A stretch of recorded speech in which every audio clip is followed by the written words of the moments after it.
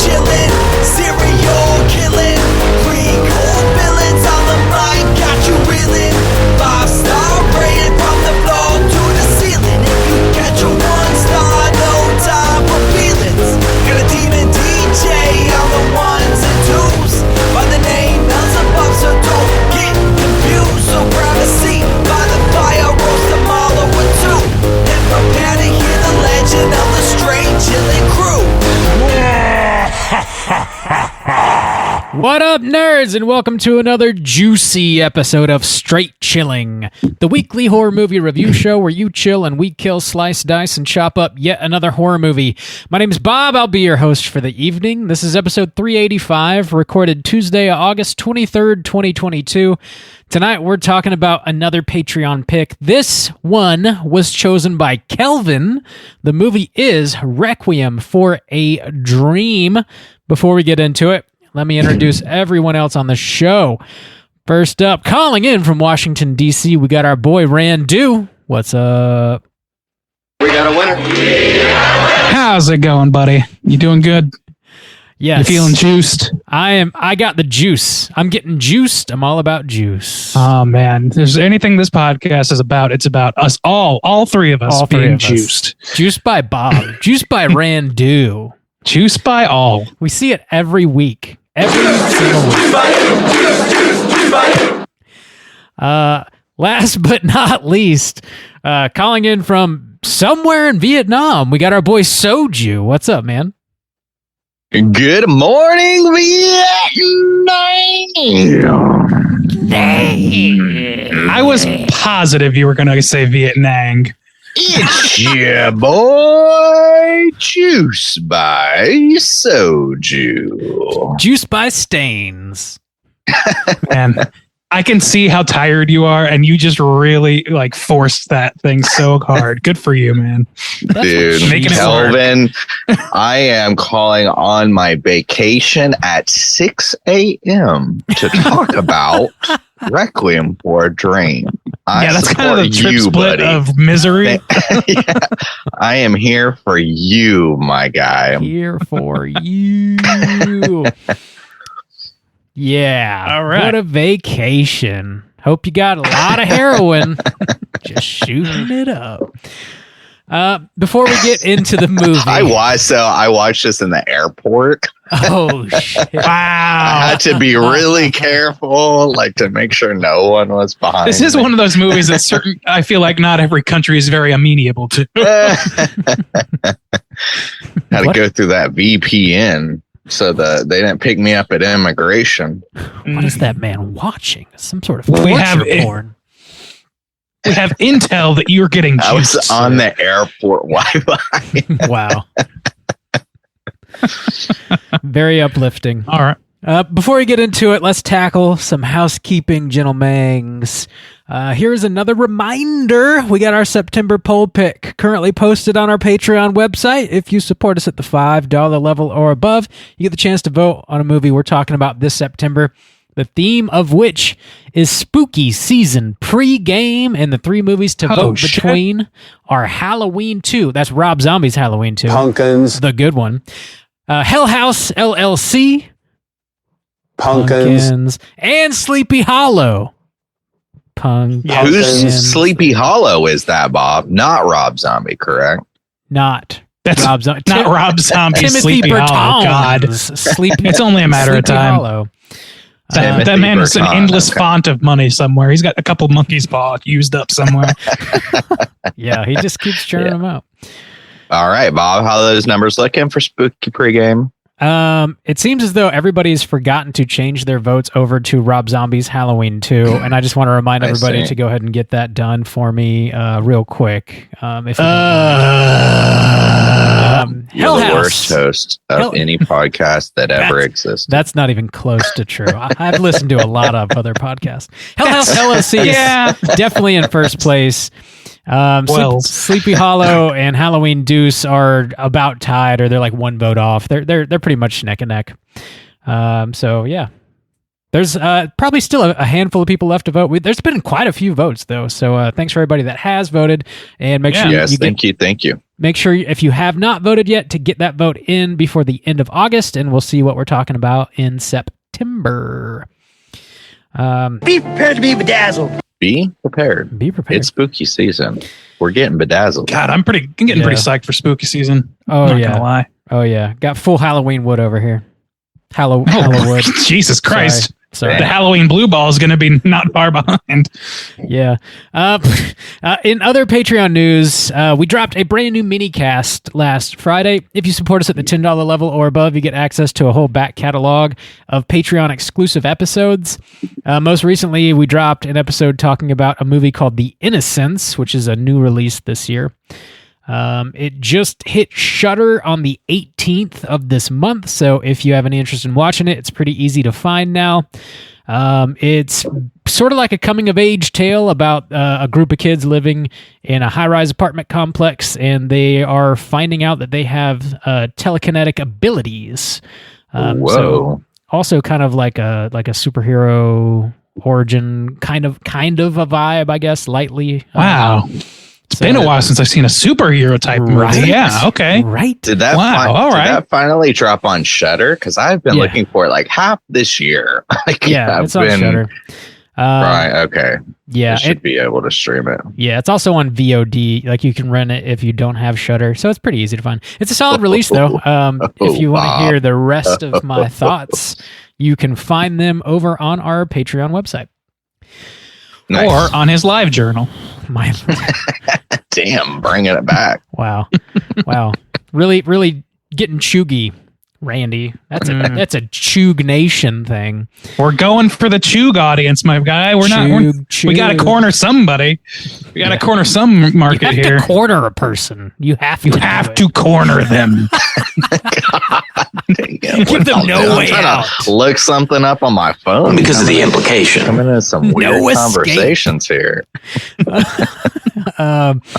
We do have cornering the Chug market over here. Gotta get it. It's all we got. We have some other Patreon news, some exciting Patreon news. We do. We're going to be reopening the You Pick the Flick tier. We are? Yeah. We're Bobby doing it. didn't tell me when we're going to set it up. I did. I looked you in the eyeball Bob, what? and told you like 5 minutes ago. We're not prepared for this. We're reopening the You Pick the Flick tier Sunday, September 4th. This is going to be for our fourth quarter of the year, so this is going to be the last round of You Picks. If you're a new listener to the show, this is the only way you can outright pick a movie for us to review on the show. And we open that tier at an undisclosed time of day, so you kind of just have to check our website throughout the course of the day, our Patreon website, and see if it's open, and if it is, you can go ahead and grab one of the picks. There's only 5 per quarter. They typically do go fast, so you want to jump Practice. on it. Yeah, just refresh. That's an understatement. You have 15 seconds to get one of these things. Yeah, they go. It's genuinely not a joke. I think it's genuinely good advice to practice what it's like to go through the process so you understand the process. If you don't, you're fucked. Seconds. Yeah, they go pretty quickly. So mark your calendar. Sunday, September 4th at an undisclosed time of day, we'll be reopening the You Pick for the last time of the year. Wrapping up 2020 dues. I know, dude. We're going out banging. It's gonna be a pretty solid we are. year. Damn. Yeah, we are. That's all I got, gentlemen. Do you have anything you want to add? Anything I forgot? No, my house is clean. Hell no, dude. Let's go. Squeaky clean. This house is clean. All right, let's get into the main event. We're talking about Requiem for a Dream, and we're kicking it off with the back of the box. What's on the back of the box?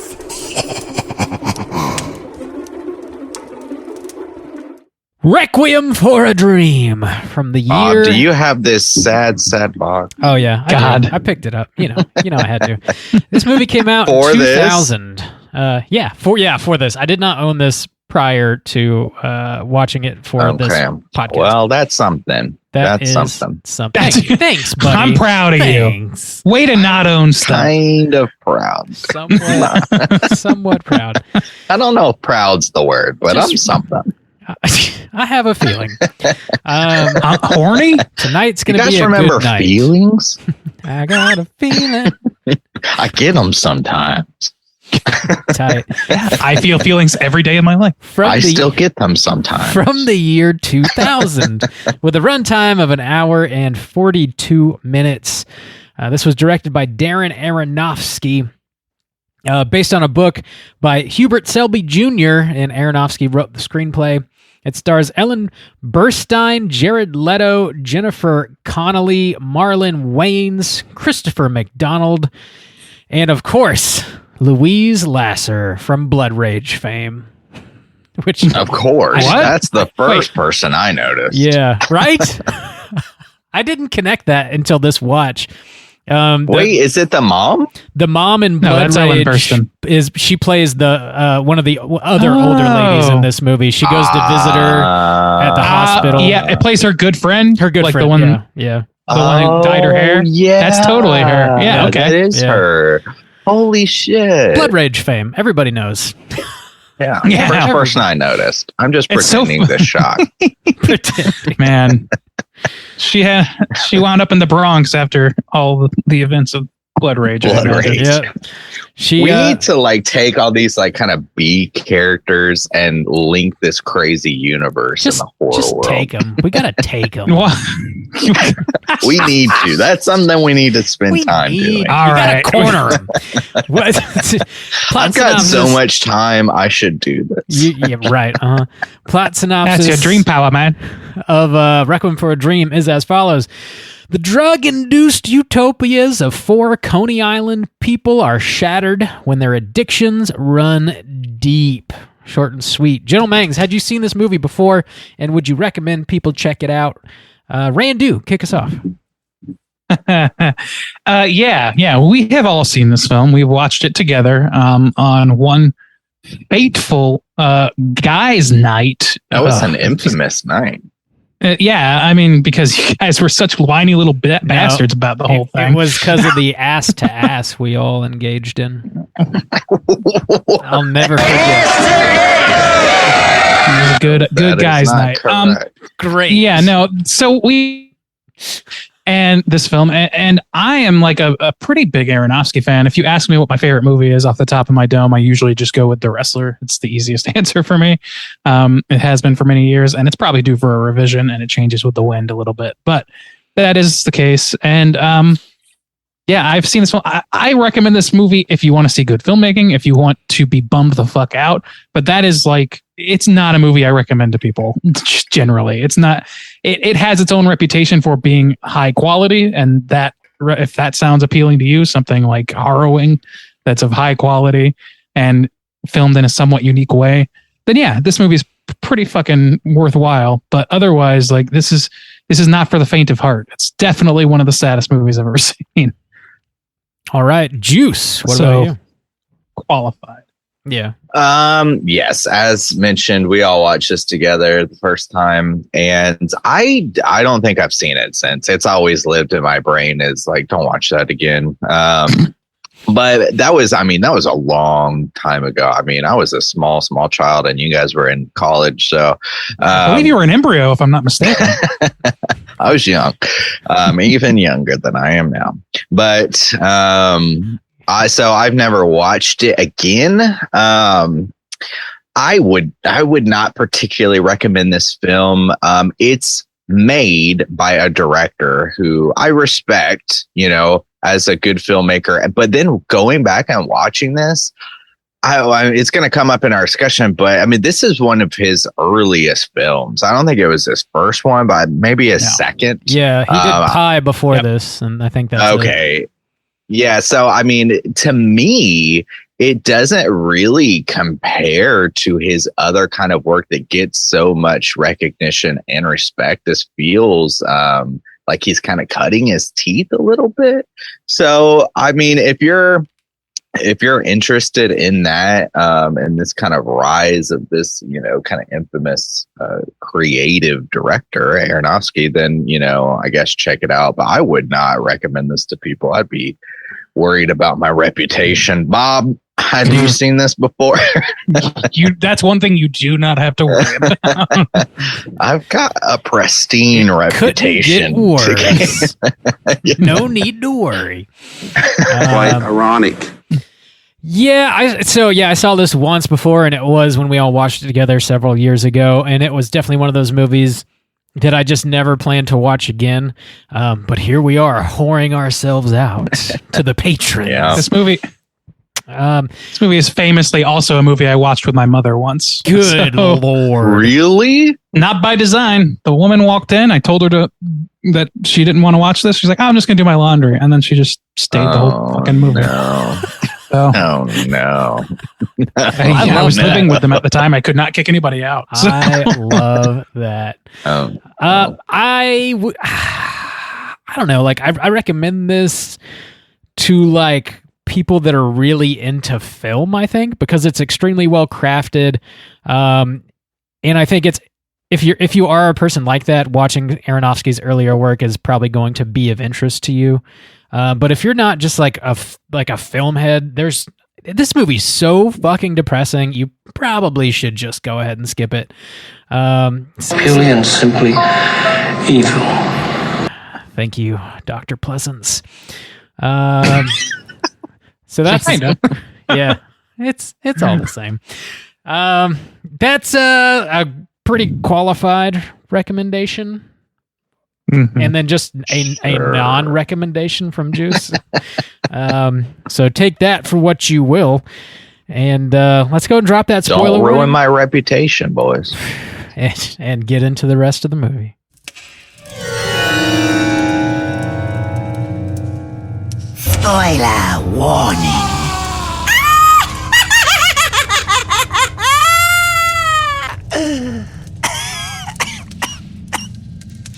Oh, yeah. Bob, I cannot wait to hear your plot synopsis. It's so fun. It's going to be such a fun romp for everyone. Let's hear it. All right. So Sarah Goldfarb is a widow living in Brighton Beach, New York. Her son Harry, his girlfriend Marion, and their friend Tyrone are all addicted to heroin. The three deal in a heroin bid so they can amass wealth and realize their dreams. Harry and Marion want to open up a clothing store. Tyrone wants to eventually leave the ghetto and gain the approval of his mother. Sarah receives a call saying she's been accepted to appear on her favorite game show. She begins dieting to fit into an old red dress she wants to wear on TV. She then visits a doctor who prescribes amphetamines to help her drop weight quicker. Harry comes over and realizes his mother's addiction and warns her to stop. Sarah says being on TV gives her a reason to wake up in the morning and decides to up her dosage instead. This leads to her developing an amphetamine psychosis. Tyrone gets caught in a shootout and is arrested. Harry uses the majority of their money to bail him out. They then hear about a shipment of heroin coming in from Florida, but the price has doubled. Harry suggests to Marion she prostitute herself out to Arnold, her therapist, so they can buy the drugs. She does. She gives Harry the money. However, they are unable to buy the drugs. Meanwhile, Sarah hallucinates that she is on the game show and everybody taunts her. She also hallucinates that she's attacked by her refrigerator. She runs out of her apartment and visits the television studio. Her confused state leads to her being admitted to a psych ward where she is subjected to electroshock therapy. Harry and Tyrone decide to drive to Miami and buy drugs straight from the wholesaler. Harry develops an infection on his arm, but he continues to shoot heroin into it regardless. Tyrone takes him to the doctor, where they are both arrested for using heroin. Back in New York, Marion's withdrawal leads her to prostitute herself out to a pimp named Big Tim. She performs sexual acts for Tim, as well as for a large group of men, to get some drugs. Sarah's shock therapy has essentially left her in a vegetative state. Harry's arm gets amputated, and Tyrone is subjected to prison labor and racial abuse. The movie ends with all 4 characters literally lying in the beds they've made, while Sarah has a vision of her and Harry being on the game show and sharing a loving embrace. Roll them credits. Get the juice now. Get the juice I'm here. now. What do we need? You gotta get him. My opinion. You gotta corner him so he can't go anywhere. So I would like to bring up the idea that, like, because Kelvin mentions it, well, I'll talk about this later. You guys both mentioned it. I found the craft of this film a little cheesy. And a little rougher than I anticipated, given, Aronofsky's reputation. And I think he's a very good director and creative director and things like that. But going back and visiting this and looking up and seeing it was one of his earliest films, I did not agree that the craft was all there. And a lot of it felt like him cutting his teeth, and some of it felt obnoxious to the point where almost every scene, especially toward the beginning, felt like it had to be some kind of creative scene, like almost like something weird is going on from a creative standpoint in everything for like this first half at least. And I was like kind of overwhelmed by it. I took a lot of notes about like the specifics about it, why it bothered me and stuff, but I don't necessarily agree that this is particularly well crafted throughout. Sure, there's some great creative aspects, but I don't think it's well crafted all the way through. What was lacking for you? Not necessarily lacking, but it just kind of showed a huge lack of restraint. Like I said, there's almost every scene at the beginning, there's the split screens, you've got the taking of the drugs and the zoom in. You have these crazy shots with the mom where she's on speed. And so she's sped up really fast. There's that one where she's walking through the streets and there's people walking by her. There's, a dream sequence. He falls. There's like this spinning motion when Tyrone is having sex in the bed. Like, it's like every scene, there's no like normal scene. It's like every scene has something creative about it. The drug scene There's where way they're too all much kind of like creativity in this art. Yeah, piece. I'm seeing a negative in that. well, no, it's just like it really feels like he's experimenting in filmmaking to where, and like there's not any particularly consistency. It's like somebody opened up a effects pack and like throws an effect on each scene. It's like it's I don't think it's particularly well crafted, put together. I don't know. I disagree, but yeah, Bob, it sounds like you got something to add. I don't feel that way either. I mean, I guess if if somebody could watch it and be distracted by some of the camera tricks that he's using. For me, like none of them stood out in an awkward way. I think pretty much all the choices that he made sense for the scene and for the emotion he was trying to convey, or for the story beat that he was trying to tell. It didn't feel unnecessary, really. Most of the time, it just added some cool visual flair and did make me feel how I assume I was supposed to be feeling, which was like horrific dread, or just like spiraling out of control, or like when they're cutting the drugs together and shooting up. It's very quick and like erratic, and I assume that's what heroin feels like. I don't really know. Yeah. So I mean, I made a note. There's a note where she's eating. Okay, she's starting her diet, and it does the quick little cut, and the grapefruit's gone, and it like makes this slurping up, and then all of a sudden the egg cracks, and there's this like weird, there's this weird, and then like the coffee's gone. She like drinks it 2 times or whatever, and then she's like wacky sound effects, and it's just like. Every scene, so there's not even a scene of somebody eating. It's like every single time is this like each little piece is like all these little film school, create this scene type of feel to it, where it's like every fucking scene. God damn. Even that that particular reference you just gave, that's a fucking incredibly smart way of depicting what he's trying to depict, which is that she is not satisfied. Like, she's suffering on this diet that she's on. She's putting herself through hell. And it's an interesting and unique way of portraying that by having the food just evaporate in front of your very eyes in a flash cut. And yeah, you know, but like, with that these to me works wacky great. sound effects, there's I do think It just pushes home the speed of it. It's like a flash of that sound means, and it's gone. It's like, you know, it's here and then it's immediately gone. No matter, like, it may have been like it's a half a second of indulgence and it's gone. There is some comedy at the beginning of this movie. There's not so much towards the end of it, but like I think he is trying to get some chuckles out of you when he's doing things like that. Like, he even cuts, like, after she eats and she's trying to like keep herself busy and like not think about food. She's like, there's like a weird dancing montage in the kitchen where she's just like getting down. yeah. And, like, it's supposed to be kind of funny, but like that falls away. Yeah. You know? Well, and there's showing, another not one. telling.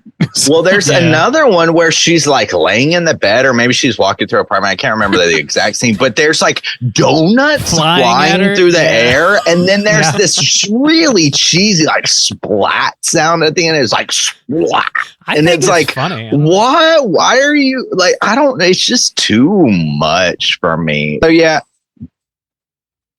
So yeah, it just overall feels like too much. If there was one, you know, if there were scenes sprinkled throughout and you want to emphasize, that's perfectly fine, you know. And I'm not saying that some of the craft isn't there in this film. It's just when it's all back to back to back to back like that, where there's not and it's not even like a consistent type of thing, you know, if everybody felt their emotions in a similar kind of way, similar kind of effect, or we do the speed up, and some of them are cool. I took notes on where I thought it was really good.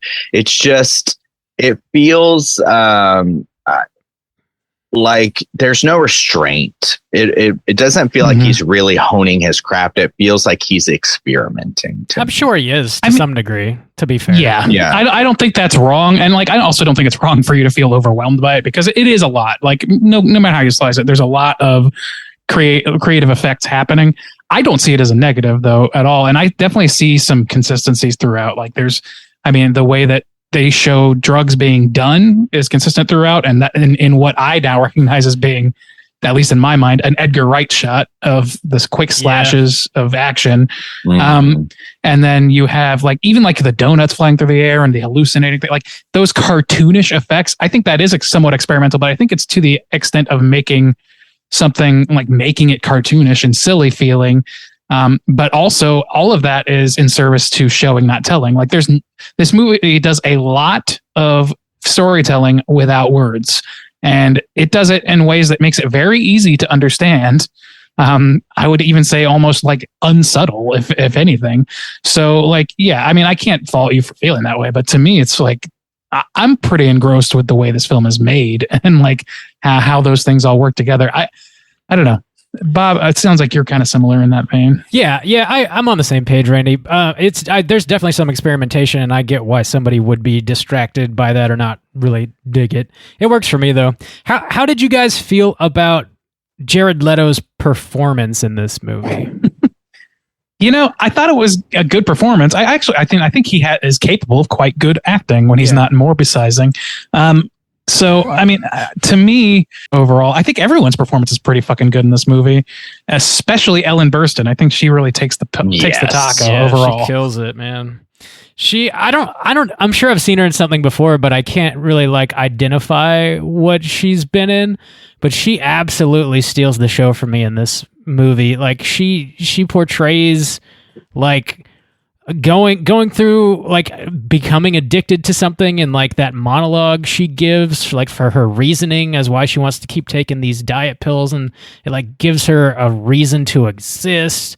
And then like when she starts hallucinating, she sells it. And then of course at the very end when they're doing the electroshock therapy, it's just like impossible to watch that and not just have your heart break for her. She kills it for real. Yeah. She's, for the record, like, I don't know all of her work or whatever, but the one thing that I know that is she is in The Exorcist. Right, yeah. As Regan's mom, if I'm remembering correctly. and you know, she's been around a long time. This is not her first rodeo. She's by far the most accomplished actor on this stage for this film, and it shows. There's so like her whole story. Once Harry leaves her life, it's almost a non-verbal story for her entirely. Like there's no plotting or scheming after a certain point. It's just the descent into misery, and it's all told visually. I think it's fucking heartbreakingly effective. So another thing I noticed this time around, and I kind of remember feeling this way, but her story also too feels a little disconnected. I think it's the most kind of interesting story because of how you can see her descent, and it's not necessarily her fault.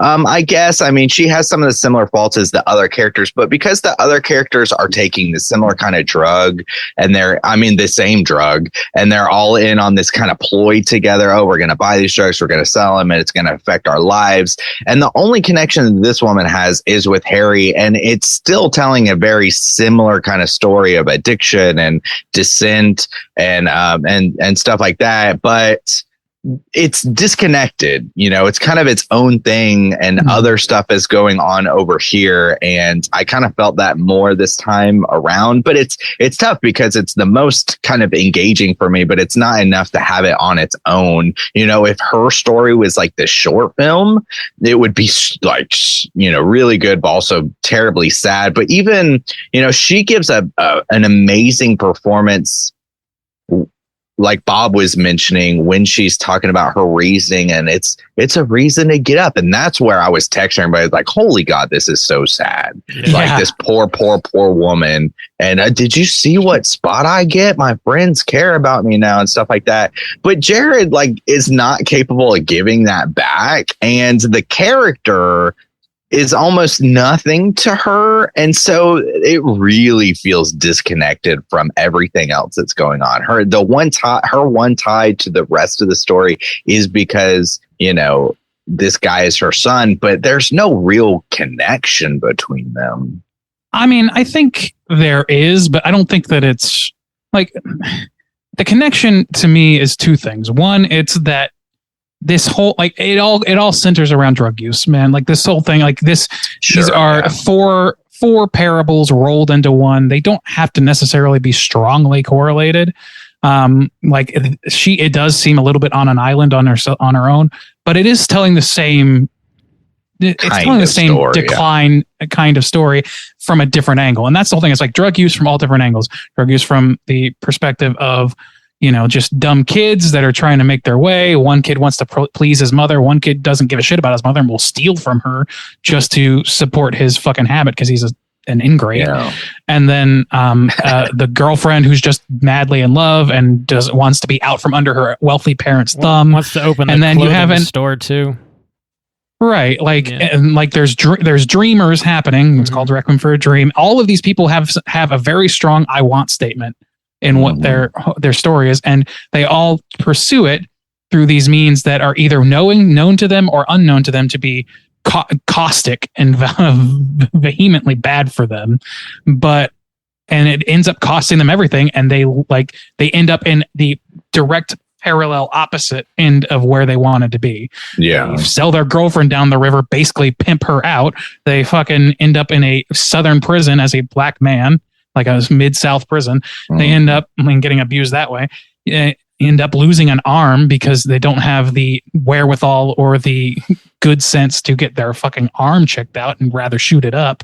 And then they have a woman who's only, like you said, like her only real crime is being lonely. And that is her I want statement. I want to be recognized as being somebody of value to people.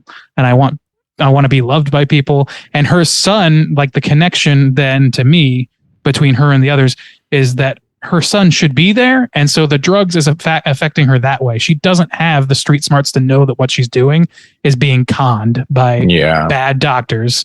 And he does. He has this moment where he tries to tell her, but she's already neck deep in it. And he is not capable of saving her from it because he has his own fucking problems with drugs. So to me, this is like just the world's most effective fucking PSA. And like, if you look at it from that angle, it's just 4 tracks down the same crapper.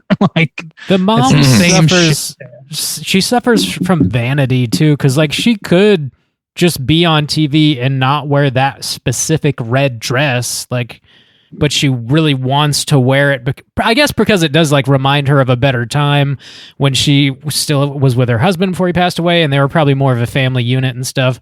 But like she has to lose weight in order to do that, and like she could just buy another red dress, you know, if she wanted to. Yeah, I mean, it's hers is the most sympathetic to me. For sure. Maybe because the other people are so young, and you know, I want to make my own clothing store. You know, I'm tired of my parents giving me money. Which they're like knowing mistakes is the difference. Yeah, this woman is, and maybe too, it's just more sad because it's like she's utterly alone. Her husband is dead. Her son abuses her, and you know, and her friends, you know, aren't really good friends.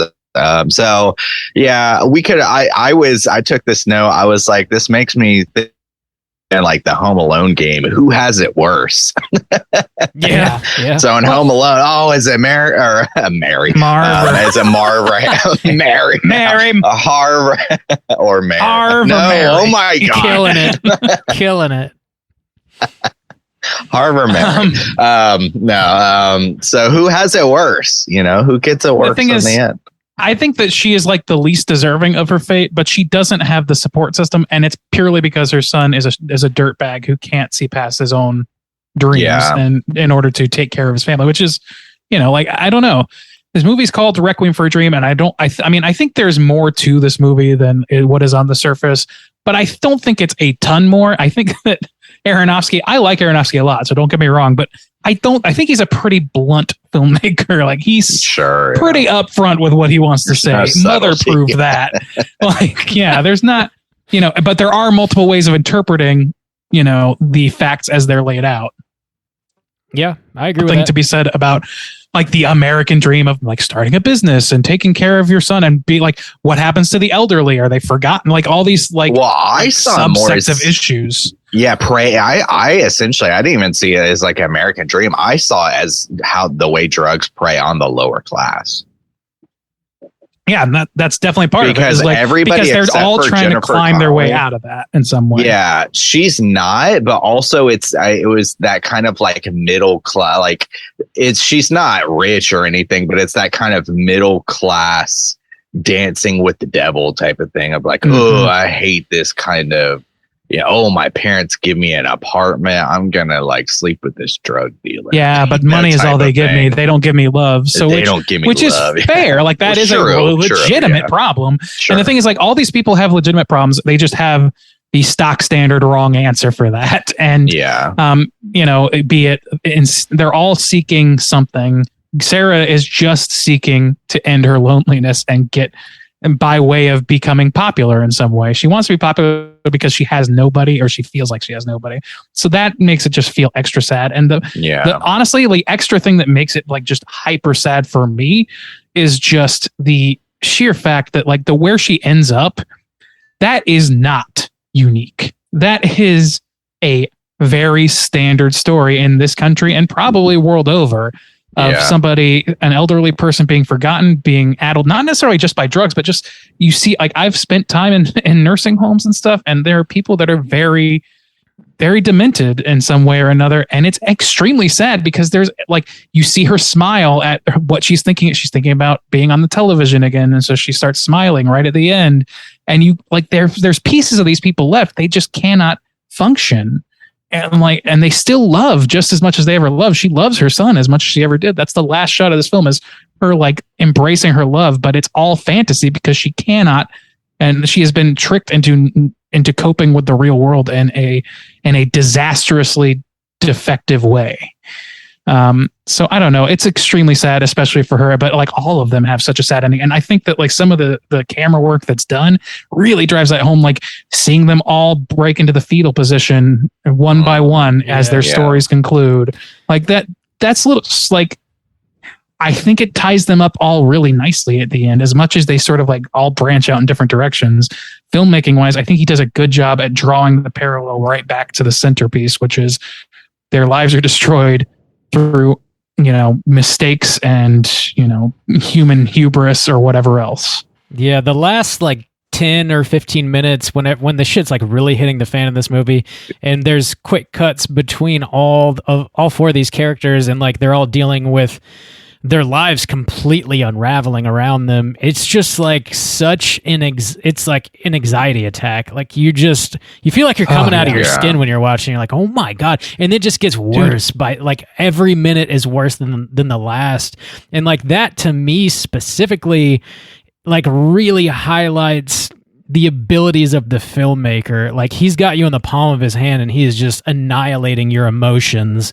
Like, I mean, but it doesn't feel cheap either. No, it doesn't. Yeah. I mean, some of that last scene really definitely tough. does not. I will give props for the person who's critiquing his film, the edits in this. That last scene, this last scene might be one of the most like emotionally brutal crafted scenes I've ever experienced in film, because the way he flashes between kind of like the sexual scenes and the utter violence to kind of emphasize that, the scene itself is terrible, the men chanting over them, but then to mix it in with the like, there's this sexuality, and then right next to it is like this woman getting shocked, is like, it's so fucking brutal. Those pieces put together. Oh my God. Yeah, the minute you start to cope with one track, it shifts to the other track, and you're coping with something entirely different. Oh my God. It's so effective. You're totally right about that. And like, I don't know, like all of its faults, I think, wipe away at that point. And I want to go back because Juice, you were talking about like cheesy sound effects or whatever. And there is one example that I think fully agree with, which like stuck out like a sore thumb to me in this one. And I think I have a theory as to why, but when they are transitioning, when they're doing jumps of time, when he's jumping forward in time, he'll have the screen that says fall or the screen that says winter. But the way that he depicts it is by having the black screen drop and land with it says fall or whatever. And it has this like this prison sound. And I'm like, it's a very stock sound effect. And I don't know what that adds. To me, that actually is the only part of this movie that really does feel very cheap to me, because it feels like something I could see in any YouTube video on the web right now. And so that leads to my theory, which is that I think that some of these cheesy effects that we're talking about, not necessarily that one, because I think that was around pretty easily back then. A lot of the cheesiness of it might stem from the fact that a lot of these effects are now, if not already then, very used and very heavily used heavily used effects, and we've had 22 years since this movie came out, so like I think that there is something to be said about just like again, like Edgar Wright basically like ripped off, not like for lack of a better word, he used that same technique of quick cuts of action to tell a story quickly. He did it in a comedy, one of the best fucking films I've ever seen, Shaun of the Dead, of course. And I now associate that with him, but I don't know when that was used before this movie or how often. I feel like it probably wasn't. Like a lot of these things probably weren't invented by Aronofsky. I don't want to give him that credit without knowing, but they were popularized in large part by him. And like, you can't really take that away from the movie, I don't think. To me, like if you meet it where it was released and the time and place it was released and the way films were made then, like I think it's like hyper stylish, but it's using things that are like, he's using a toolbox that people are still absolutely pulling from. I have a little bit and he of also trivia. is pulling things from as well, pulling things from like anime and shit. True, yeah. I've got a little bit of trivia regarding the editing style of this. Apparently Aronofsky said he shot and edited the movie to look kind of like a hip-hop montage, I guess, with like the sequence of very, very quick cuts to give the sense of overwhelming addiction and loss of control. And I guess the average like 100-minute film has 600 to 700 cuts, and this one has like over 2,000, just as an example. It wasn't necessarily like the cuts that bothered me, though. It was just like every scene had some kind of very specific editing creative thing going on. I don't know. Like I said, it felt in some places it felt like, the end of a film kids, put your reel together. It kind of felt like that, put your whole reel together, and it's like here's this one. Yeah, here's this one. I learned this in my third year, and so that's just I think that's fair. Like. No, and then I think that's fair, but I also, for me, it only adds. It doesn't really subtract. Agree with me, Randy. I won't do it. I thought it was cool to see Marlon Wayans in a more dramatic role, because I feel like I only know him from Scary Movie and White Chicks, stuff like this. He's known for his comedy, but he held his own up against some really phenomenal dramatic actors. I thought it was really cool to see that side of him. I wish he was in the movie a little bit more, to be honest, and I wish he did more serious roles too. This came out the same year as Scary Movie. No shit. He's got the same face. So I made a note and I was like, I cannot take him very seriously because he's got the same face that he uses in Scary Movie.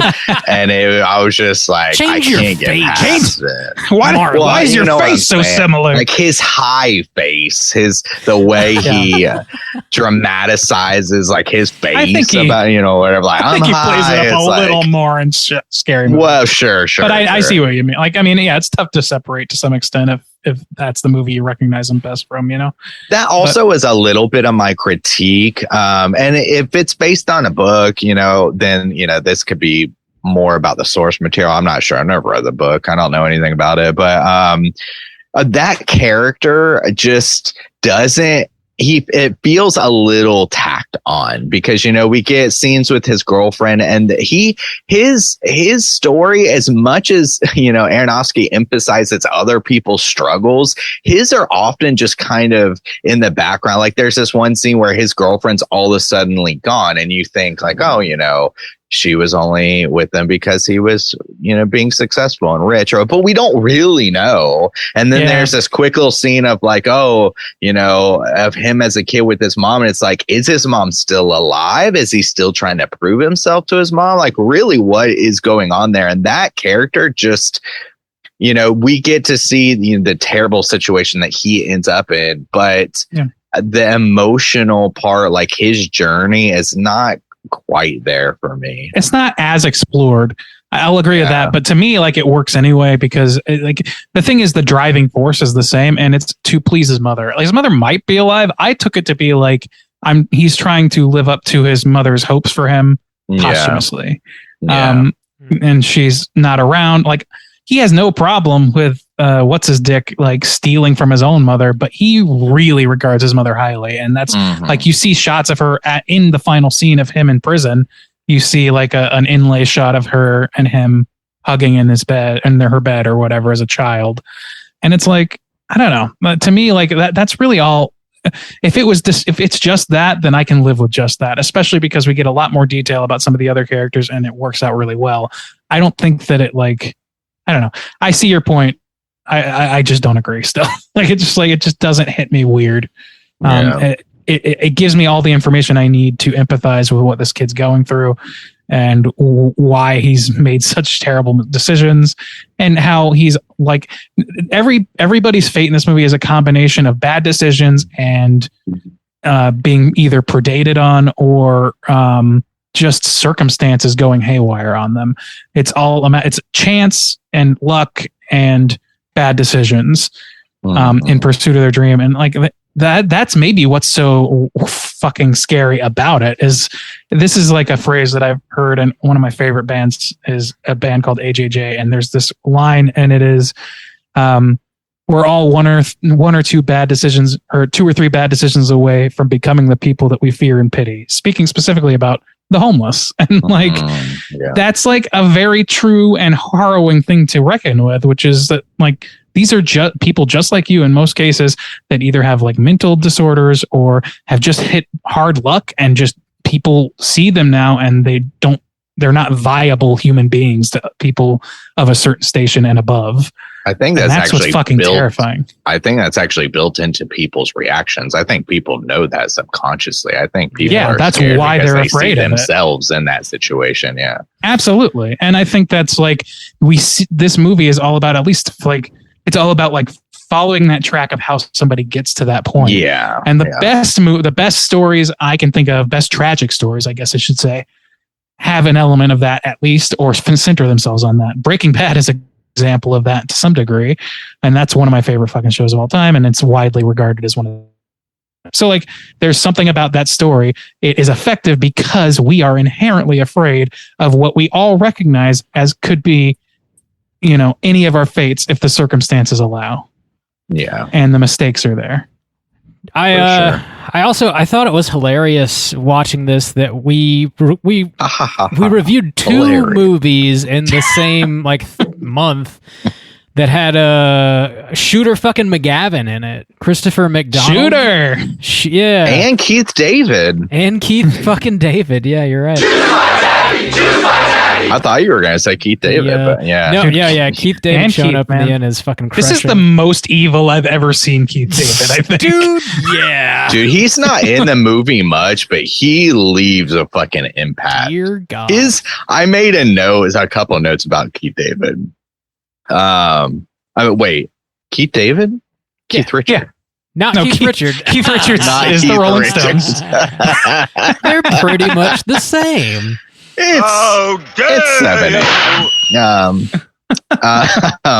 So when he calls on the phone, or when she calls him on the phone, and she just says something simple like he does this laugh. Oh my God, I know exactly that's some evil shit. Yeah. And then him saying, like, him doing, I put a little laughing face, even though it's absolutely terrible. But the way he fucking delivers this shit when he says, like, "Hey, Maid Mary," or whatever, I'm Little John. I was like, that motherfucker. Dude, that didn't make me laugh. But him saying, like, I know it's pretty, but I didn't whip it out for air. I was like, oh my God. This is like absolute dim, pitch dark, disgusting shit. But also, I can't stop laughing at this fucking line. Like, how do you straddle that line, Keith? Jesus Christ. Keith Richards, damn, he's killing it. Keith Richards is a great African American film actor. Ass He to needs ass. to be recognized. He loves ass to ass. Big fan. Dude, this is. Why do we make that a song, Baba? So this is the first time I ever heard that term, ass to ass. The first of many, but the first. I hear it every day. You've seen now. the film before. The Say first it of every day. That's how I live my life. Part of my life. Every day. Justin wakes up in a cold sweat. Everyone, ass to ass.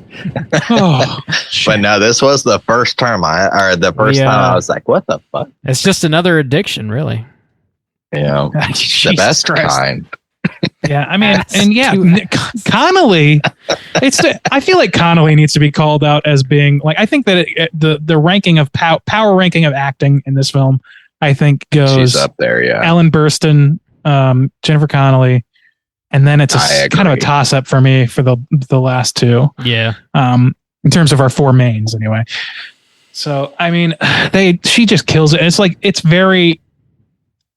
it makes a very understandable track for her. You know what I mean? Like the thing that like blows my mind is the first real mistake that, not the first, but the real mistake that is made between her and Jared Leto in pursuing pimping her out like that. I just the imagining what it takes for somebody to make that call for themselves. You would have to fucking rake me over some goddamn coals to even think about such a thing. Like that is absolutely heinous. I did like that. She plays it so well.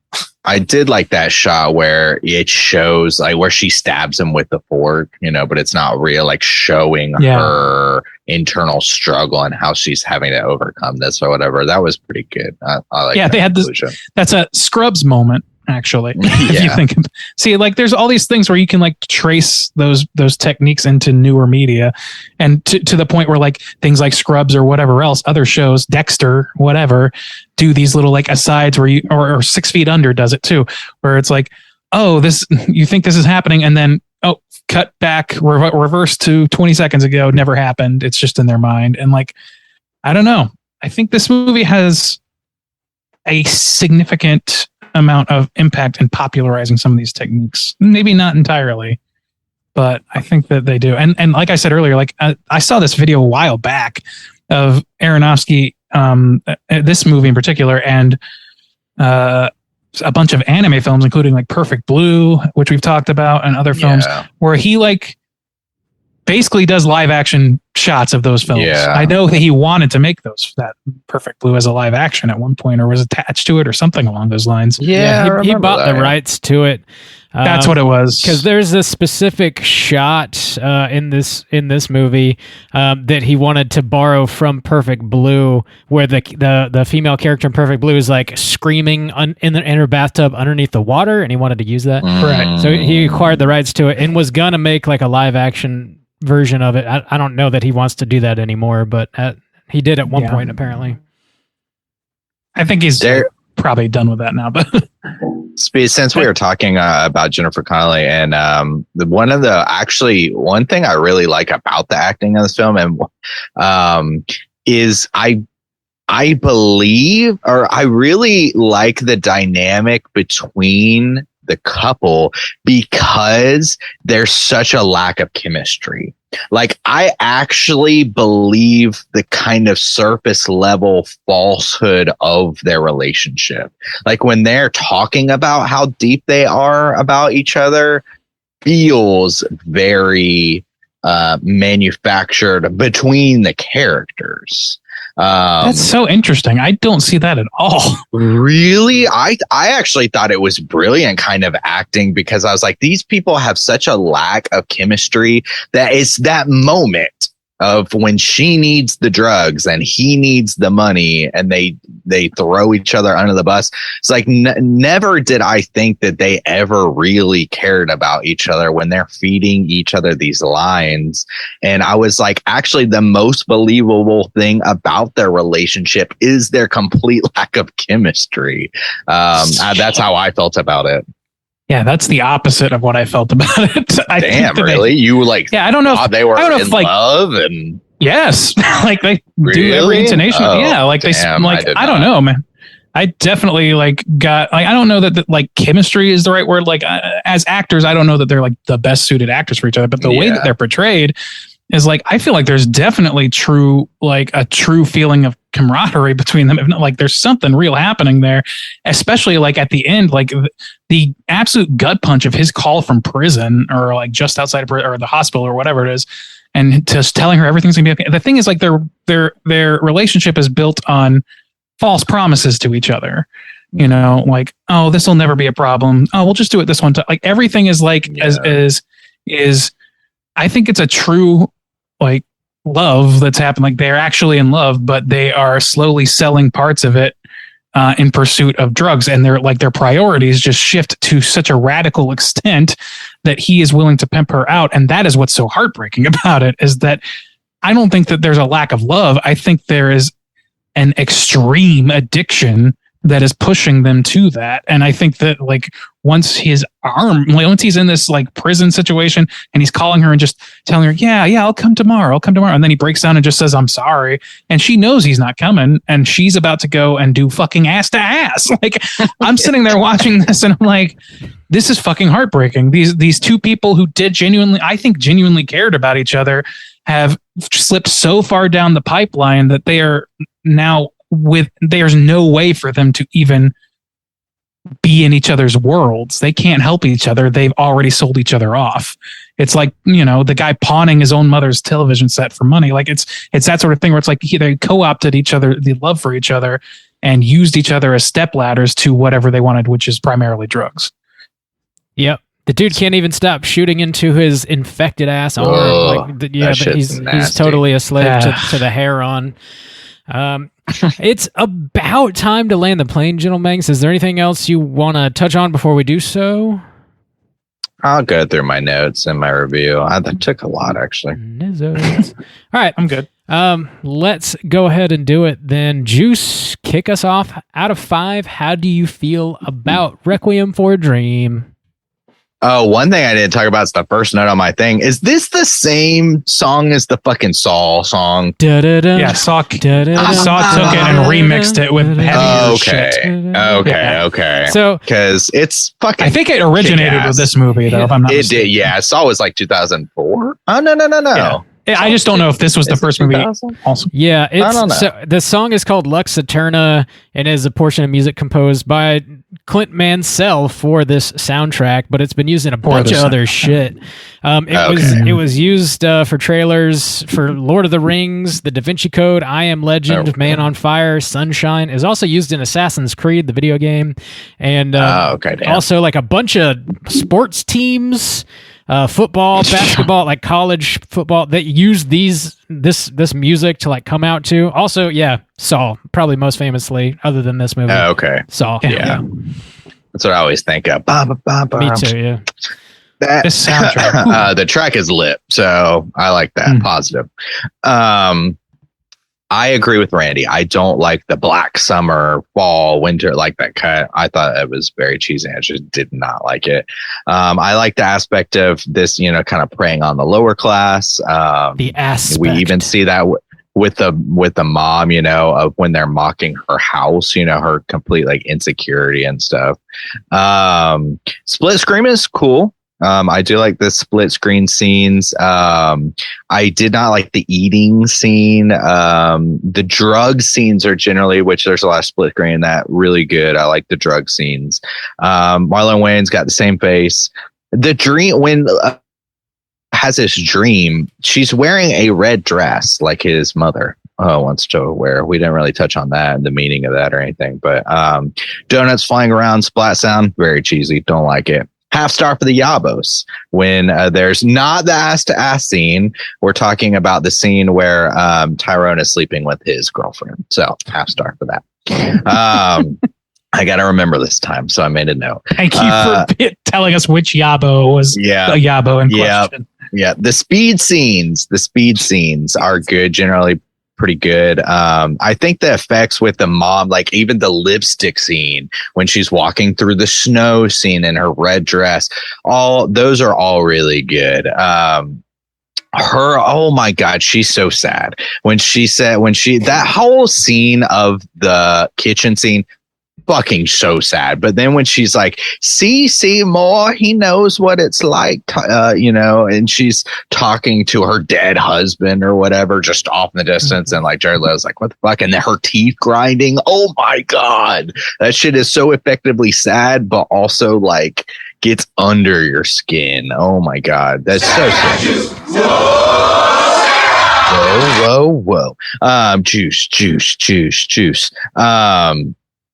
Just her whole red dressing. My boy Keith Richards kills it. I know it's Keith David, but the lipstick scene I mentioned, wandering through the snow. And the doctor scene. Oh my God, that was like kind of scary where she goes in. She's like looking, it's like this crazy warped shot, but also you'll be fine. Take more drugs. Yeah, you'll be fine. Take this. Call me in a week. Blah blah blah. But she's like looking off in the distance. Oh my God, like in a corner or whatever. Oh my, that show's kind of freaking me out.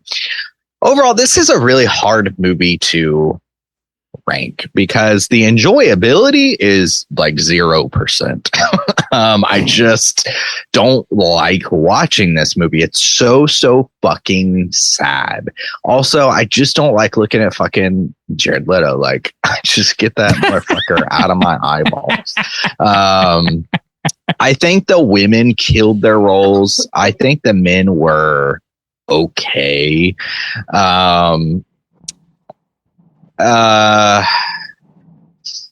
Man, I don't know. I don't necessarily agree that this is like, I think I think the pieces can be considered like really well crafted, but I think as a whole, I think it just shows a lack of restraint. I don't think it has to be this filled to the brim every fucking scene with these kinds of effects to tell your story. I think it's overwhelming at times, and I don't always think it services the story. So I think I'll give it a 3, mostly based on the back of like craft, and there's some really good acting in here, some good music choices and stuff like that. But it's a 3 because I do not enjoy it. I think some of the acting is lacking. I think some of the storytelling is lacking. And then I will also give a half star for Yabo. So I'll put it at 3.5. Do not want to watch this again. 3.5 from Juice. Yeah. Bob, out of 5, Requiem for a Dream. Similar to you, this is sort of a difficult one to rate because it's so extremely unpleasant to watch, but that's also by design. It's supposed to be, and the only reason it is so unpleasant is because it's so effective at what it's trying to do. So you kind of have to take that into account as well, I think. I don't think this is Aronofsky's greatest work, but I think he's definitely flexing his filmmaking muscles here pretty heavily. And for my taste anyways, I think just about every choice he makes holds up well. I think it helps tell the story he's trying to tell and convey the emotions he wants to convey. The performances across the board are pretty damn incredible. I don't think anybody's really lacking here. The score, that shit is iconic. Obviously, it's been reused a million different times, but for a reason, because it's so fucking baller, and like daunting, and has this like sense of like dread, but also it's kind of badass. Just like heroin, right? It's just like heroin. Like badass. Exactly. Ooh, get juiced.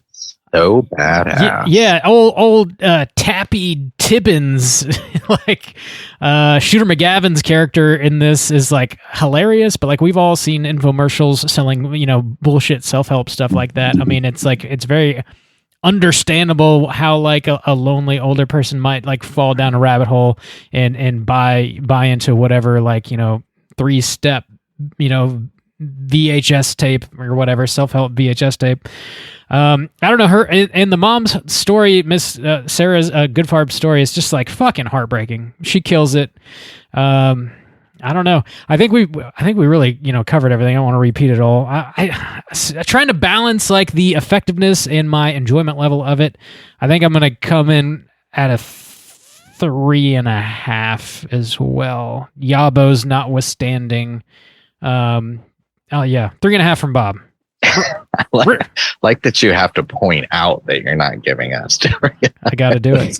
Don't want your reputation ruined, huh, Bob? Don't want his to be code is just associated opposite with the likes of Soju. The ass to ass doesn't even do it for me. So I mean, come on, Randu. You're an ass man. I'm an ass to ass man. Randu. That's Randy. How do you feel? Yeah, I feel pretty good after talking about it again. And like, this is probably the 3rd, maybe 4th time I've seen this movie. I don't really like. I can understand, but don't really agree with the idea of like, I never want to watch this again. I think it's too fucking effective of a movie to be denied. Like if I find myself in a situation where it's like, somebody wants to watch it for the first time, they're dying to watch it, I'll watch it with them. If Becky decides they want to watch it tomorrow, I'll watch it. And because it's fucking engrossing. And like Rob said, like the things that make this movie so hard to watch are, the things that are due largely to how effective it is. Because it's effective, it's hard to watch. Not because it's ineffective, not because it's, like misstep after misstep or anything like that. This is hard to watch because what it's portraying, it's like, it's the world's most effective PSA talking about like just the human misery that comes out of drugs, and drug addiction in particular, and how that's treated in America and in the world at large, I guess. So I don't know. I feel like I can understand Justin feeling like a little overwhelmed by it, but I also think that's by design. I think feeling overwhelmed by this movie makes perfect sense with the subject matter that they're portraying, the manic pacing of it, all of it lends to me something positive to the story. Even like the cartoonish silliness that happens at the beginning with Mrs. Goldfarb, I think that's meant to further ingratiate you to this character, making her relatable in a way that's like kind of fun and silly and like it's the last taste of fun and silly you're going to get in this whole goddamn movie. So to me, it ingratiates you to this person. She's a victim of her own son. She doesn't deserve anything but like a normal life and to be loved, and that you want nothing but the best for her. And then just to see her go down this spiral to a fate that you could argue is worse than death is fucking heartbreaking. So all of that stuff to me is additive, not subtractive. I don't like, I enjoy it quite a bit, but it's not because I enjoy watching the misery. It's because the misery is so effective and because some of the filmmaking techniques are so interesting to me. They use they use several shots in this movie that we would now call a GoPro shot years before the GoPro was invented. Like there's all kinds of like technical things in this film that I think spread their tendrils throughout, popular cinema after this point, largely, if not entirely, but largely because of this movie popularizing them. I think that it's both its legacy and its execution are pretty great. My biggest complaints with it are things like I also agree that like the male actors are like comparatively speaking a little lackluster to the female performances in this film. And it's kind of a tough bar for them to hit, I don't think they do anything that's egregiously bad, but it's just kind of a little bit on the edge by comparison. They're sitting next to two giants here, or at least one major giant in Ellen Burstyn. So overall, I don't have a lot of negative things to say about this movie besides what it makes you feel, which has everything to do with us grappling with the realities of the world and the like mortality and all the other fucking things that, human beings in our modern day have to think about. Or at least at that time. I'm having a hard time coming up with negatives is I guess the short way of saying this. So for me, I'm going to give it a 4.5. I think it's a pretty fucking great movie. 4.5 from Randuce. It's because the ass. Randy's an ass man. Let's call it what it is. I've got a taste. Call an ass man an ass man. So we've got an email here from Kelvin, and again, this movie was chosen by Kelvin for us to review, and something we started doing this year. If you do grab one of our Patreon picks, we encourage you guys to send us an email or a voicemail with your own thoughts and a rating for the movie you chose. So Kelvin goes on to say, "Hi guys. Thank you for accepting my You pick to be reviewed after that awful experience I gave you guys with that last horrible pick I requested. Requiem for a Dream has been one of my favorite movies since the first time I saw it. There's only a few movies that can give me a physical reaction after watching, and I can always appreciate when a movie can do that. I think the effects of addiction is not far off from what Aronofsky displays in the movie. While being a tough watch, I can't get enough of the filmmaking style. The progression of the characters' diseases parallel to the changing of the seasons. In summer, things growing and blossoming, and the winter, things dying. And the overall acting in this film. With its only subtraction, in my opinion, being who could I recommend this to without getting looked at the wrong way? I'll give it a solid 4.75. Thank you guys again for reviewing. And next time, I'll pick an easier to swallow pill. Hell yeet. Hail skeet. Zippity zappity. Keep chilling." He's going to pick Faces of Death next time or some shit. Something a little more palatable, Thank you, Kelvin, again for all of your support. Yeah, man. What was his last pick?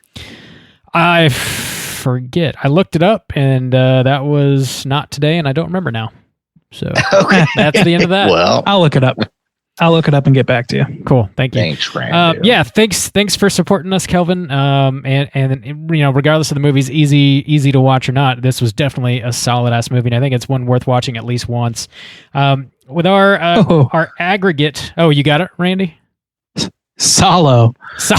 How could we and that was forget? this year too, or no, that was last year. Wait, No, it was this year. That was this year, early this Yeah. year, Okay. January. Kelvin. That shit was a tough one. That Calvin, was you better funny. come in with a fucking scary movie or some shit like Casper movie. better be your next. Casper. God, Rob Zombie's Halloween 2. and better be.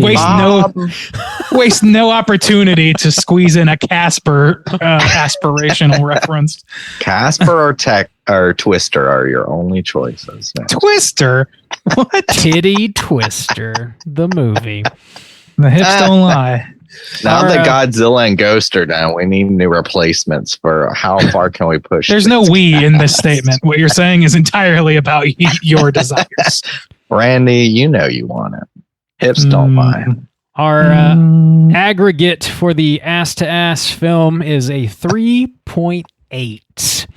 Let's jump into the Rotten Tomatoes segment and see what the critics and users think about Requiem for a Dream. Certified.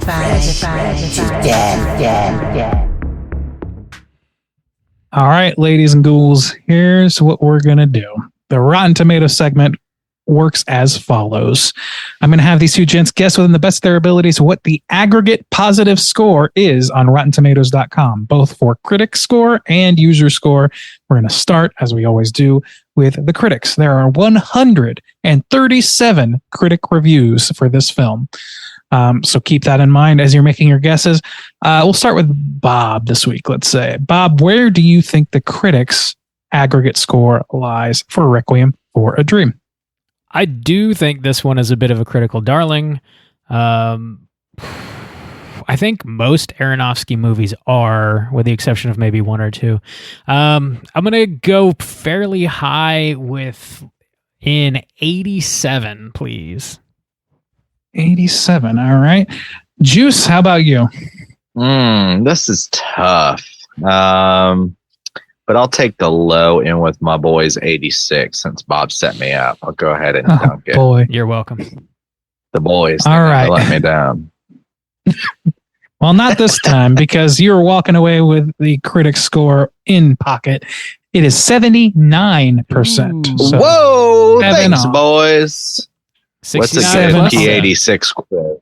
I don't fucking know. They have an ass-to-ass song, right? I'm Yeah. sure Their they do. famous ass-to-ass song. Mhm. Well, that's a hell yeet from the boys. All right. Let's move on. Please. Moving over to the critic or the audience score, rather, there are 250,000 plus Whoa. audience scores for this film. Quite a bit. So we'll start with Juice this time. Where do you think those 250K users ranked this film? Well, 79. I think it's gotta be lower, right? That's a big sample size too. I'll say 63. 63. All right. Bob, how about you? Yeah, I think it's definitely lower than the critic score. As we've mentioned, it's not the easiest movie to watch. It's not the most accessible film. I'll give Juice. You said 63. Yeah. I'll go with That's this. I'll do $1 up. 64. Oh, Bob. way to be Nintendo bold. 64. All right. Right. Well, Bob, you did yourself a good on this one. I did It is good. higher. But I'm going to tell you, you boys are in the wrong sector. Oh, no. 93% positive. Oh, Fuck. my God. The people love Quite a ass to surprise. ass. They love it.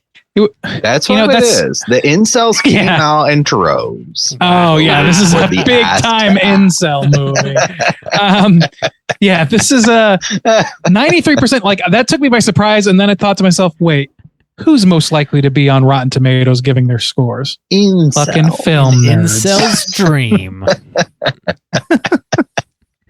Ass to ass. Yeah, Lord. that's what they were promised, and they just aren't. We've getting all it. been there, huh, boy? Promised ass to ass. We've all been promised ass to ass. Promises, Bob. I'll believe it when I That's see enough.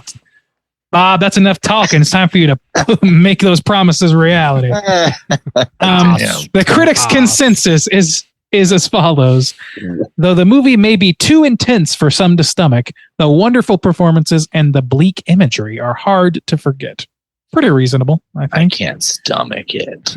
Ugh. I won't put my stomach in it. If Randy's mom can handle it, you can handle it. That's true.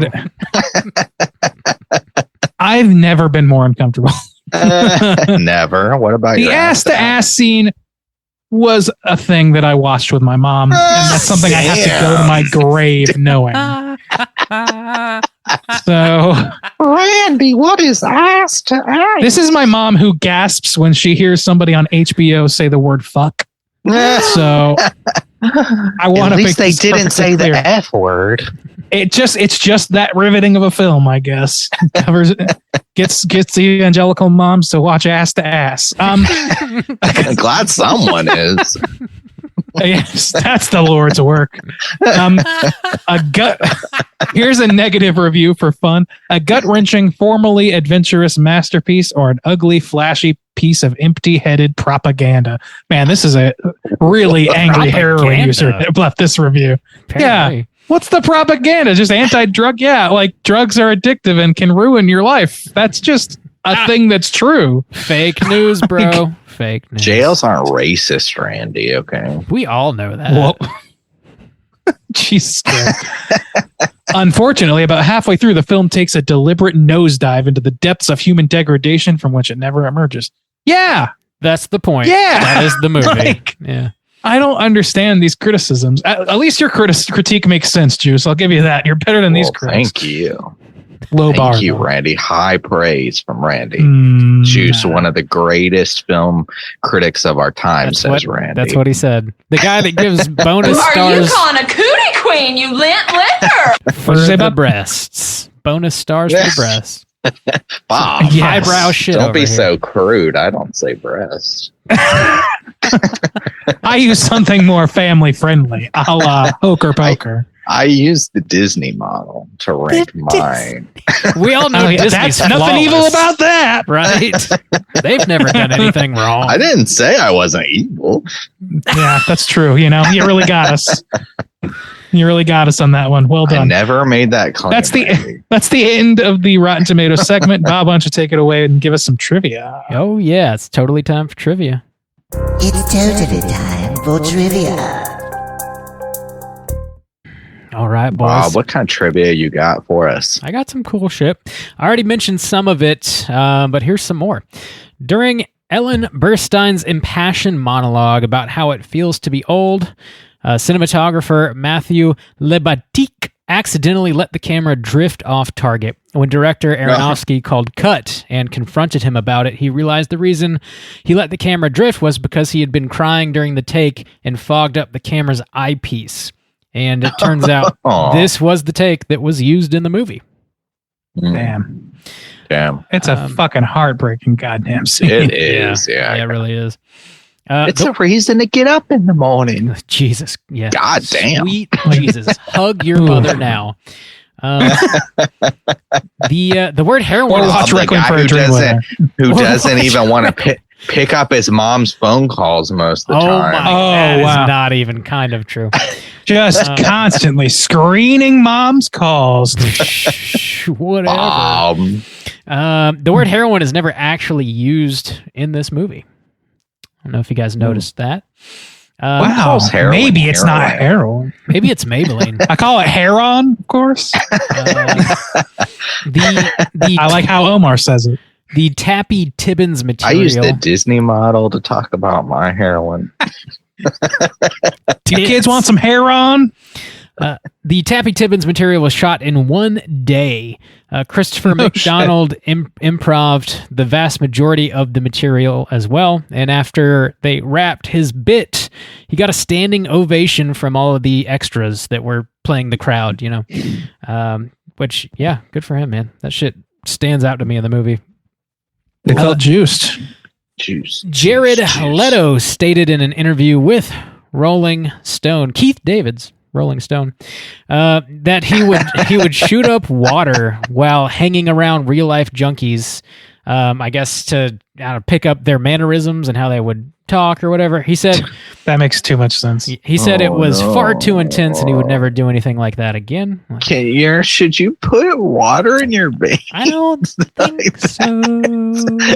What do you do? You can, you can just saline or whatever. Yeah. I don't know that I'd be doing that. I don't know. Yeah, I wouldn't be rushing to that level of method acting myself, but I can pretend well enough. Totally. I got this figured out. Author Hubert Selby Jr. wrote this novel in 1978 when medical facilities were definitely inadequate and often abusive and uncaring for their patients. The film does not mention the era it's set in, but it does include a reference to pop star Madonna, so it can be thought to be taking place in the mid to late 80s. Which, we got into some of that actually on our Session 9 episode. The hospitals mistreating patients and whatnot. Dude, when they come in and they like force feed her or whatever, that's a brutal scene. Oh my God. Well, speaking of that scene, actually, Selby, the author, who was on set for the first day he was on set, was when they were shooting the scene of Sarah getting the feeding tube pushed into her nose, and the author lasted about 10 minutes before he broke into tears. And Selby also apparently plays one of the prison guards who's taunting Tyrone. So he's in the movie. Look at that. Shit. Damn. Yeah. I don't know what to make of that. That's a weird choice. Put me in there, but make me a real piece of shit, please. Yeah. At least he wasn't chanting over the ass to ass. That is. I mean, who says he wasn't? Ass to ass. I read a bit of trivia that the ass to ass line was improv, but I do not believe that because then they went on to shoot an ass to ass scene. Yeah. I don't. Did they just have two girls like, hey, put just on the fly, start putting your butts together real quick? Like, I don't think that's how movie making works. I mean, depends on the movie. Well, that's true. Start clapping your asses together. It's pretty standard in my circles, Bob. It's in your filmmaking circles. The ass my clapping. That's a pretty standard scene that we shoot often. Jesus Christ. It's a whole new way to ass clap. I was going to carry on the bit, but I think I got to cut it short. Jesus. Yeah. So this is not necessarily trivia about this movie, but I know we've made mention before on the show about Jared Leto like being a cult leader and like joking about that. And I did some research to like find out more information about that. And like from what I could, Bob's in a cult. Yeah, totally.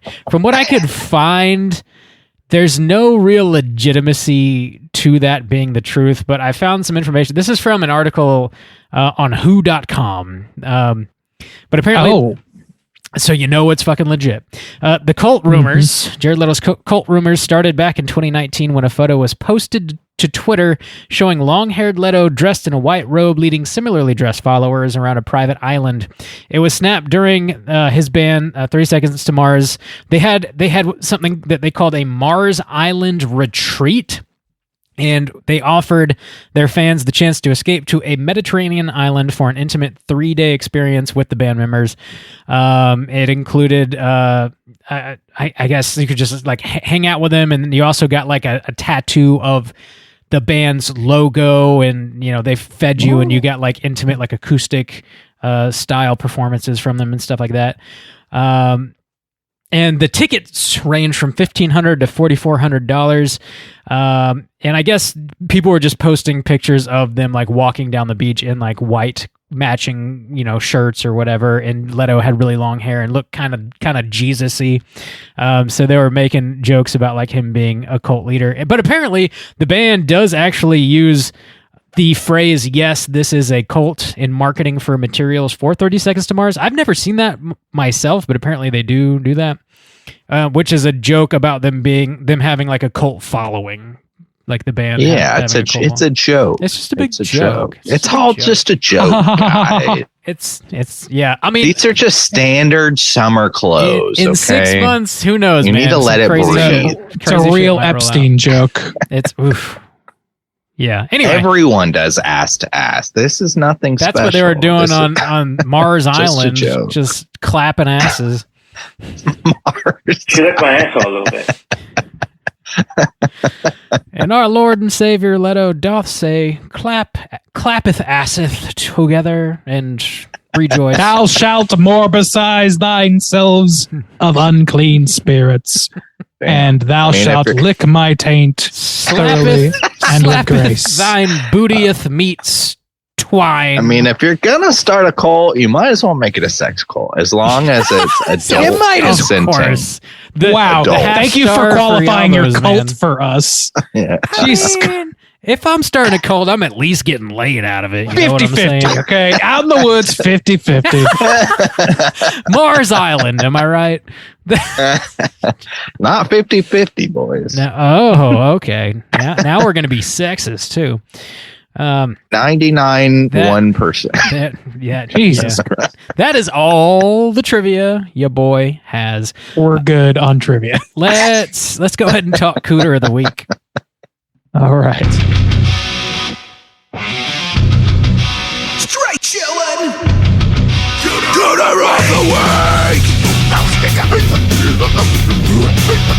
of the Juice, what's a Cooter and why do we hunt them?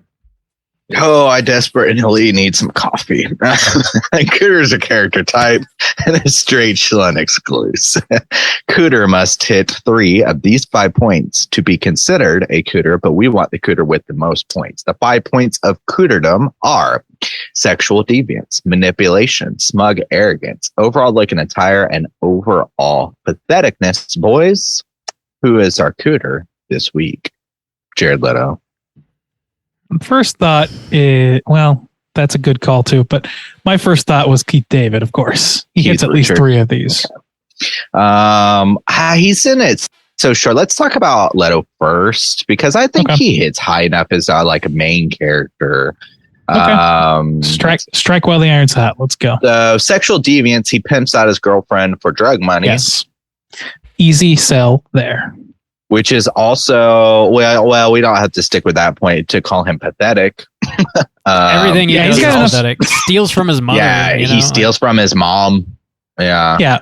He gets his Manipulation. friend arrested. The only reason that dude's in jail is because he was he was sympathetic enough and kind of stupid enough to take Leto to the hospital and then sit in the waiting room. Yes. Yeah. That's not Big mistake. Yeah. Manipulation. He definitely is manipulating his mother quite a bit. And other people, I'm sure. But at the beginning, it's very like he's doing this thing where he's like, why you gotta make me feel guilty, ma? You gotta make me feel guilty, ma. Your own flesh and blood, ma. And it's like, goddamn. Fucking Definitely manipulating his girlfriend, that's for sure. Yeah, he kind of manipulates himself in a way. Looking at tires about normal, I think. Not a ton there. Yeah. No particular outfit stands out as being unusual. Arrogance, I don't know if I mean, to some extent. I mean, he's almost doesn't when read he's as making money. a little bit, yeah. Flying high. He's I think arrogant that's to like think that he can just do as much heroin as he wants and like still be in control of himself, you know. I think To that's be fair, more he like was the one who was addiction trying brain. not to take the heroin. Yeah, he was if talked into it a anything, little bit. Tyrone, was the manipulator in that one. Well, and Sarah Connelly. Sarah Connelly. Sarah Connelly. Sarah Connelly. Sarah Connor had something to say. No, Sarah Connelly. No, but like there's that one scene where she's like, "Come on, we'll get Tyrone's gonna get more tomorrow," and he's like, "Yeah, maybe you're right." And then they do it, and then the next day they can't. He of course fails, and she's like, "Well, you shouldn't have smoked it last night. Why'd you do that?" Yeah, and he's like, "What the fuck are you talking?" Anyway, so there's some manipulation to go around, I think.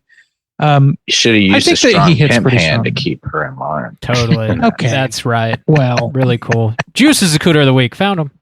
Yeah, you're really selling me on you being the Cooter of the week, my friend. All right. The abyss has stared into you too long. I'm using the Disney model of life. The Dan Schneider version of life. Oh no. Keith. Okay, so you want to talk about Keith Richards? I just wanted to bring him up because he definitely had sexual deviancy, of course. I mean, he's manipulating, and that's another second one. Manipulating these young women who are addicted to coke into doing pretty heinous shit, or pretty graphic shit that they, like, at least in her case, certainly wouldn't normally do, and is only doing because of their addiction. So absolutely manipulating in that shit. The smug arrogance is off the charts for him. He's absolutely like master of his domain, and he sure as fuck knows it. Laugh on the phone. Oh my god, that shit's so he thinks his penis is very pretty. Yeah, it's pretty smug. There's no such thing as a pretty penis, in my opinion. But all right. And I've seen them all. Look and attire, not so much. Patheticness. I mean, it's tough to call him pathetic beyond when he's like just so utterly in control of everything, and he doesn't seem to have a pathos of weakness. I don't think we spend enough time with him to know what his pathos is, what his weaknesses are. That's true. And what might make him pathetic. And I mean, it's generally pretty pathetic to behave the way he does, but it's not pointed enough, I don't think, to really count. So I think he hits at least 3 marks. I think he qualifies as a Cooter. But if you wanted to give it to our boy Jared, I wouldn't argue with you too hard. Yeah, Leto, I think, is gonna got a couple candidates. Yeah, both of them I think hit hard enough to be thrown in the Cooter lockup. You know, there's plenty of room in there. Yeah. Well, yeah, we're not restricted. Bunkmates. You know? We got bunkmates. Yeah. Let's see how pretty Jared Leto thinks Keith David's cock is. All right. Well, we got him, boys. We got him. Gentlemen, we gotta skip what we've been watching this week. We're running out of time, or at least I am. But we do have one voicemail, so let's jump into our Hotline Screams. Hotline Scream.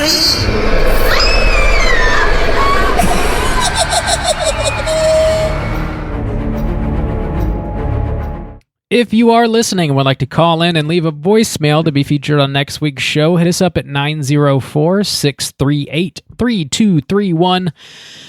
We got one voicemail. We're going to be hearing from our boy Brandon. Let's hear what he has to say. What up, boys? It's your boy, Brandon. Just finishing up this movie called Day Shift on Netflix. It's pretty badass, like vampire hunting shit. It's supposedly the same fight choreographer as like John Wick, so that's cool. And Snoop Dogg's in it, so that's pretty sweet. Just want to call in and say thanks for everything you guys are doing here and for the community you build. I know I call in a lot about that, but I've been feeling it this week, just having a fallback to, I don't know, chat with people in the Slack about bullshit and get your mind off of life.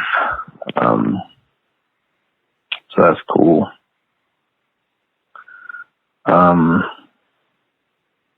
Yeah, I'm going to my grandpa's funeral tomorrow, so it's a bit in the dumps right now. But hey, such is life. Anyways, that's downer shit. I got a pickup line for you, because you know that's what I do. It's midnight, baby. The witching hour. That's not a pickup line now. That was just me shitting and stuff. Here's the pickup line. Hey, did you fart? Because you just blew me away. Oh, awesome. All right. Well, keep it real, guys. Cheers. That's how you lock them down, boys. That took a weird turn towards the end, man. There's I don't know, man. That was like, for a minute, it was like, is this going to be like a last known audio recording of a man? What's going to happen here? But yeah, this is a strong community, and we really appreciate you being a part of it, buddy. And I'm sorry to hear about your granddad. Yeah, sorry about your grandfather, man. That's really horrible. And we've all had our losses, certainly recently. So we're right there with you. If anybody wants to commiserate with us or leave us really strange emails or voicemails, rather, definitely call us up. We welcome it. Our voicemail. Yes. Yep. Sorry to hear about your loss, Brendan. That's never easy, but also we're not alone in it, and that's the whole point of our little community, our Slack channel. I know we've been talking about it recently, but if anybody out there is listening, would like to join our Slack channel, which is it's another way to engage with Juice, Randy, and myself, but also another way to engage with a broader group of our listeners and supporters of the show. And it's free. You don't have to. It's not associated with Patreon or anything like that. But if you want to join, just send us hit us up on Instagram or Twitter, or send us an email at straightchillingpodcast.com or straightchillingpodcast@gmail.com, and I'll send you a link to join in on Slack. It's a really great community with a bunch of just really, really cool, supportive, sweet people. And we talk about horror movies, but also just life in general, all kinds of stuff. So cooking, yeah, gardening, animals. There's a whole channel for sharing pictures of your cats and your dogs and your gerbils and whatnot. That's not a euphemism. Nope, it's not. Just actual pets. Unless you want it to be. We got an ass channel. If you're into that. We do not have those things. Nope. If you're into we keep it clean. Slapping hams. No, there is no nudity on Slack. Yes, that is true. It is safe for work. Thanks for calling, Brandon. Hope you're doing well. And also that pickup line, I will be using it on my current girlfriend, and she'll laugh.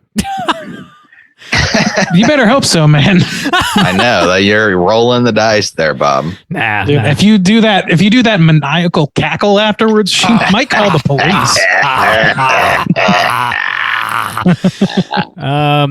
So yeah, if you want to call in, leave a voicemail for next week. Screaming. Had to stop her from farting. Hit us up at 904-638-3231. Hit us with your best pickup lines. Why not? What you got? Yeah, that's a good call. Pick me up. Or horror-centric if possible. Sure. Come and get some. Come on. Yeah. Pick us all up. Just, yeah. We're all just waiting. Just waiting for it. Lift me off of my fat ass. Let's go.